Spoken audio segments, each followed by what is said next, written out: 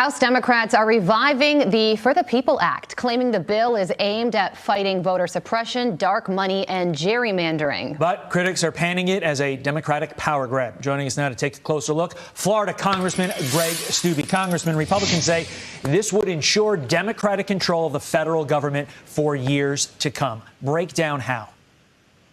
As we sit here today, there is still a congressional seat in New York that still hasn't been decided. They were counting votes for months, finding votes and ballots in drawers, and doing this for months. This would enshrine those type of activities in states like California and New York for the entire country. So in states like Florida, where we have voter ID laws, yes, you can request an absentee ballot, but you have to show identification as to who you are, be a qualified elector in the state to be then qualified to ask for an absentee ballot. There's a barcode when we send it in and a signature verification. It would do away with states like Florida's laws as it relates to voter identification in all 50 states and enshrine the things that we are seeing in New York and California that have been disastrous this past election cycle.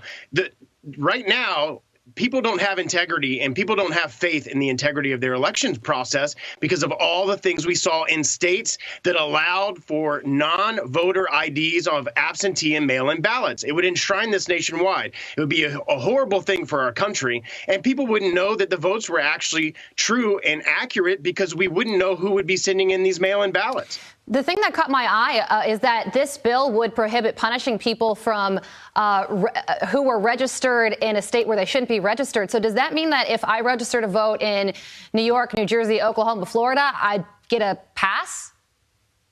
Yes, and you could just keep sending in ballots because there's no verification on the back end. Like we saw in states this presidential election, over the night you saw tons and thousands and hundreds of thousands of these ballots being counted, and there was no verification as to who these people were. So you have, oh, well, that's fraud or that's not fraud, and you're not talking about the legitimacy of the election. What we do know is you do not know who those people are because there's no verification required on the back end. If they get a ballot in the mail, they have to count it regardless of who it's from. It could be from somebody just manufacturing ballots. It could be from an illegal immigrant. It could be from anybody you don't know because there's no verification process like we have here in Florida. And the verification process in states like Florida would be completely done away with.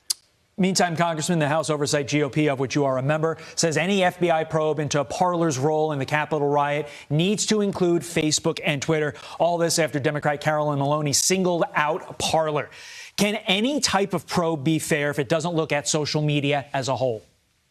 It has to look at all of these actors. We know for a fact the FBI has charged individuals with conspiracy of the riots that happened on January 6th, and they were conspiring weeks before the actual event, and they were doing it on Facebook. So why are we going to ignore places that we know for a fact people were conspiring to commit crimes at the Capitol and only look at Parler? Clearly, this is 100% politically motivated. They just want to go after the conservative Parler, which is the smallest of all of them and not where all of the bad acting was going on. Yeah, we have about 20 seconds left, but how do you feel about Parler getting kicked off the internet? Do you think that they're going to be back? And do you think there needs to be any sort of congressional action so this doesn't happen again? Quickly.